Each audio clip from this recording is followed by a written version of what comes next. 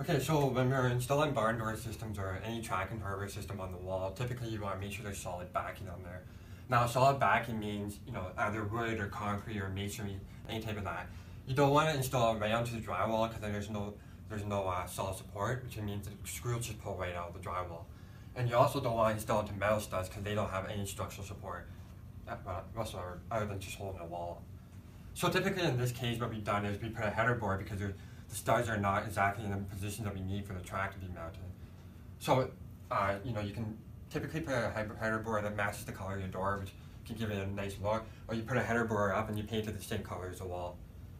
Or, if the studs are in the right place, you can just screw right through the wall and resupply the right brackets and drywall spacers for that. So when you go to measure the track, what you want to do is you want to look at the drawings that are supplied with the hardware and determine the door height and determine the middle of the track distance from the floor, the finished floor. So in this case, we've already done all the measurements. You use the tape measure to measure it straight up. And what you want to do is you want to mark that first hole for the middle of the track. Because once you mount the middle of the track, you can level out the rest of the track that way. So in this case, I'm marking the first hole. Great. So now at this point, we're going to be installing the hangers onto the door. And in this case, you'll see here, these are the KNC hangers, which have the Delrin wheel on the inside, which makes for a quiet and smooth operation of the door. And then when we go to mount the hangers to the door, based on the instruction sheet, it's going to tell you where to prep the holes for the door. You're going to drill right through, and then you're going to mount the hangers right onto the door like this. And you're just going to tighten it using your Allen key. Okay, and how many different mounting options are there? We have a strap mount option, which is what you see here for wood doors. We have a top mount option, which is also for wood doors or hollow metal doors, depending on the type. Actually, the strap mount can be used for hollow metal as well. And then we also have a glass mount door strap, which for frameless glass doors, which is ideal for shower doors and stuff like that. It'll go right through the glass, and it has the rubber seals to prevent it from being crushed. Okay. On this side, we've already mounted the 3 mounting brackets and the mounting bar. But now on this side, just like I said, once you pre-drill the holes and you put the proper anchor in there, your next step is going to be to put the catch and close mounting bar, slide it up behind the flat bar, take the short wall bracket, slide it right behind the catch and close bar like this. But first, the best thing to do is to put the bolt through the first hole so you have some sort of guidance here. Pull the track out and get that wall bracket right here, like that. Push the screw through and just secure it. Okay. So again, put this bolt through just to get it started. Slide a small bracket behind. Slide the bolt through and then secure it. Now the track is nice and tight to the wall. It's not going anywhere. It's a job well done. Just do a close-up. So this part here is called the catch and close mounting bar, and what we do with this is we mount it behind the flat bar that's already on the wall so that we can mount the catch and close to it. Now the nice thing about this is it has multiple hole locations so you can adjust the catch and close device to 1-inch increments. So after the door is installed, maybe it's not in the right place, you can readjust it once it's installed. And that's just for different lengths of... Yeah, different lengths of tracks, different width of doors. Okay. It takes a lot of things into consideration. So start with the one end, put the bolt through, put the short wall bracket right behind that bar, lower hole. Bring it down. This is King Crowder's patented technology called the catch and close system. It's our version of the shock close system that is made with a gas spring insert that will withstand abuse over time, and it's a much easier product to install than most of our competition. So see here, I'm just going to show you a quick operation of it before it goes up. So when you pull the door open, it gets retracted like this. You loosen it, and it slowly closes the door instead of rushing. Okay. Alright? So your next step is going to be to mount this to the mounting bar that we installed behind the track. So now what we have is we have the catch and close device and 2 small 1024 screws that are supplied with the kit. So let's go up here. Once you determine where the door is going to be installed, you're going to slide the catch and close device up into the track, behind the track, so it's nice and hidden. And then you're gonna get your Robertson screwdriver, one screw, and screw the device into the mounting bar like this. And there's 2 holes to do that with. Okay. So first you gotta find the hole. Make sure it's nice and tight, and then you can install the second screw. But before you install the second screw, what I recommend doing is just making sure that when the door is in the open position or the closed position, it's going to activate where you want it to activate the trigger. Okay. But here in this case, if I'm looking at the hanger here, you'll see that the center, this hole here is not in the center of this catch and close device. So what you want to do is you're going to want to move it over 1 screw.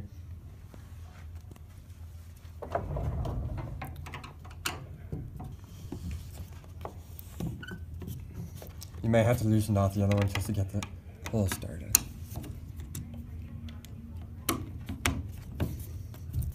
Tighten it all up. Once that's all tight, what you want to do is you want to activate the trigger, so when you go to close the door, it's going to be activated. So slide it all the way over to the close or open position like that. I'll show you that again. So now you can just do it a quick test run, push it, and you'll see that it's going to slowly close the door. Now just pull this across until it gets caught into the trigger position. So now after the catch and close device is installed and it's trigger ready, we're going to take our anti-lift device here and the low profile screw like this. And so tell us what that device is actually going to do here. So this anti-lift device is going to do one of 2 things. The first thing it's going to do is it's going to prevent your door from wanting to come off the track. So right now it doesn't have the anti-lift. I can still lift the door off the track, which is not a good thing. The nice thing about the anti-lift device is it prevents anybody from, operating the door or wanting to play with the door. If they pull the door off the track, especially if it's a really heavy door, you could really injure somebody doing that. So our anti-lift device prevents that. The other thing it does is you can see it's been notched out like this. It provides a trigger release for the catch and close device. So you see here, when I go here and activate that, that's what activates the catch and close motion. Okay. All right. So now I'm going to go install that. You're going to go up behind the hanger like this. Hold it in place. And just start threading the screw through the front like that. Oh, the one thing you want to make sure is when you install this, that the trigger portion of it is facing upward in order to activate the catch and close device. So get mount that like this. And before you fully tighten it, what you want to do is you want to make sure that it's perfectly leveled in order to activate the system. So you see now it's perfectly straight. If you don't, it'll be at an angle. It won't be the underroll, but it might cause some problems with activating the catch and close. So I'm just going to tighten it up, nice and tight. And now the catch and close device is installed. Now I'm going to slide this door over to make sure it works. And here we are. Perfect. Let's try it one more time. I'll show you that one more time. So now the door is installed. The guide system preventing the door from swaying. Slide that over. And you got your catch and close device working. But now you'll see that the stop is not quite in the right position now, because the catch and close device requires us to stop sooner. So what I'm going to do here is I'm going to loosen off the stop again. Slide it over to where the hanger is actually stopping during the catch and close device here. You see that you can slide it right against the body like that. And then I'm going to fully tighten it into place for the final position.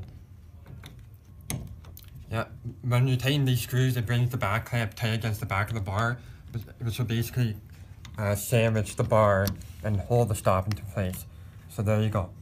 Now the system is fully installed with the hanger, the catch and close, and the stop, and this side is ready to go for opening the door. Okay, so this is our catch and close, or our flat track stop, spring loaded stop, and you can see here it's got the spring loaded action here. So what that does is if you really slam the door, it'll prevent it from wanting to hit the track and then making the track come loose because it's a fixed stop. The spring load prevents it from making the whole system become loose or slam the door, even shake the whole wall, which has happened in some cases. Okay, so it's kind of like an extra safety addition. Yeah, exactly. And the nice thing about these stops is that they're adjustable. And by that I mean, when we slide it onto the track, you see here, and you can slide it anywhere along the track, right over the wall bracket right here. So see, typically with the wall bracket here, you have interference with other stuff, but our stuff allows you to slide it over the wall bracket and allows you to get past for multiple applications. Plenty of clearance there. Plenty of clearance. So in this case, because I haven't installed the door yet, I'm sliding the stops onto so that when we do install the door doesn't decide to ride off the track. So it doesn't move, especially when you put the door on there and you go slide and the whole thing comes right off the track, damaging your door, killing you maybe, well not killing you, but injuring you or hurting somebody else or your dog maybe. Taking up the tile floor. Yeah. You slide the door over to your final closed position. So in this case, you want the door to stop right there, right? So now what you can do is you can come over here and tighten the stop against the hanger like this. So you can push the stop right against the hanger. Now the nice thing about this stop is because it has a spring-loaded action here, it also has another bumper at the top here, which will prevent it from going further. Okay, so you got the spring and the rubber bumper. Yep. Alright, so now I'm just going to lock this into place. Now in this case, I'm just going to do one screw again, just to make sure we're happy with everything before we tighten all 4 screws. Okay. So now again, I'm going to come to this side here.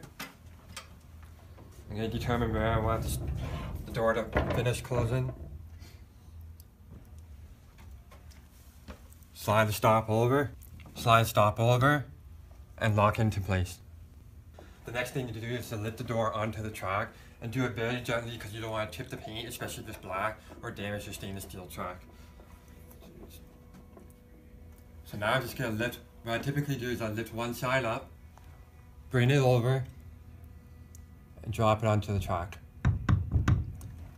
Now coming to the other side, I'm going to lift it up gently, bring it over, and drop it onto the track. Now you got a full sliding door system.